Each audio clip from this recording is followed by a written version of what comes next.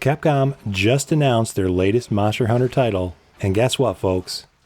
It's not on the PlayStation, it's not on the Xbox, it's not even on the Switch. That's right, it's a mobile game. Okay, fine. What's wrong with a bit of Monster Hunter on my phone from time to time? Look, people, if you've ever complained about having to grind in Monster Hunter, let me give you a preview of what Monster Hunter Mobile will be like. Bookmark this video so you can come back to it in a few months and I can give you a big fat I told you so. So at first, everything in Monster Hunter Mobile will be really easy. Then, as you progress up to a certain point, things will start to get a bit harder until you hit the paywall. After you clear a few tiers of quests, the grind will become exponentially longer and harder. But don't worry, you'll be able to skip the artificially difficult grind by simply paying for one of several in-game currencies with real-world dollars, and you'll be able to spend that currency on gear upgrades that allow you to progress much faster. Sure, they'll let you earn it by clearing quests, but the number of quests you'll have to do just to be able to upgrade your gear will be 10 times that of what you're doing right now in console versions of Monster Hunter. But that's how mobile games work, isn't it? Shall we continue?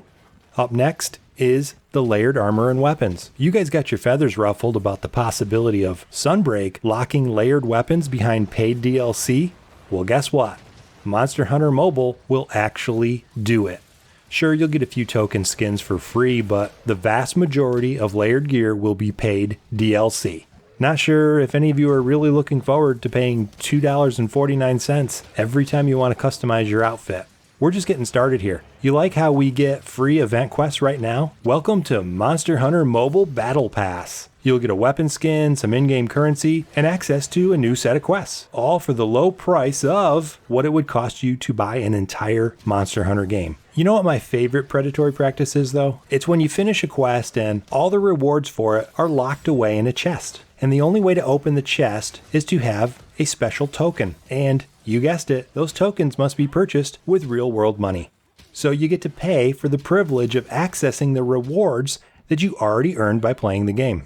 But nothing tops the infamous loot box. These randomized reward boxes that you purchase with real-world money are the equivalent of gambling and are actually outlawed in many countries. You can look that up if you don't believe me. How will they be different in Monster Hunter? Well, they'll be carried in by two cute little palicos. That makes it all okay, doesn't it? Okay, here's one more idea I have. The Potion of Invulnerability. You're going to get these in your battle pass or by purchasing them 5 at a time, for real money of course, and they're going to give you 30 seconds of literal invulnerability. That's right, you won't take any damage, your stamina won't drain, and hell, let's just put an attack buff in there too. Or maybe those will be a separate potion. Basically, you'll be able to pay for an attack buff cheat, but in consumable form. So you'll have to keep paying for it if you want to keep doing amazing damage. But enough of that nonsense. I could go on for an hour coming up with ridiculously effective monetization strategies. These aren't even my ideas. These are all things that are already in one monetized game or another. Kind of makes me sick just thinking about it.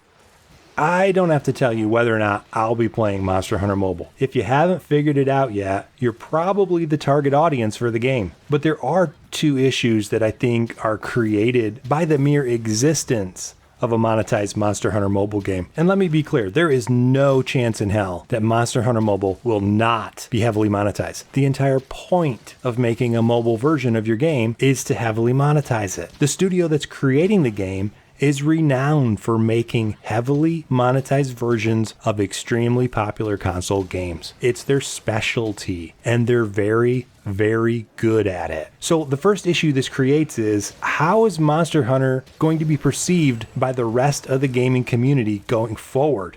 That one's hard for me to figure out. Is it going to make people think that Capcom has sold us out? I don't know. But the second issue is a lot clearer to me, and that is, what effect will monetized mobile Monster Hunter have on the direction that the franchise goes for future console titles? And this is the scary part. Sunbreak already has paid DLC. DLC supported across all the consoles and on PC. When Capcom sees the profits they're making from Monster Hunter Mobile, and again, let me be clear, they will make far more than you realize right now, will Capcom finally pull the trigger on full monetization of future Monster Hunter titles on the console? Will we see something akin to Fortnite or FIFA or Genshin Impact? Think about this. Capcom has a history of testing out new game features and then further refining them in subsequent titles. Look at Generation Ultimate's hunting styles and hunter arts. These are the roots of the current switch skills in Monster Hunter Rise. For example, the counters come from Adept style game mechanics, and every weapon has aerial attack options, which evolve from the aerial hunting style. Knowing that this is how they evolve the game series, is Monster Hunter Mobile merely a test bed for finding out which intrusive predatory monetization practices the community will tolerate the most?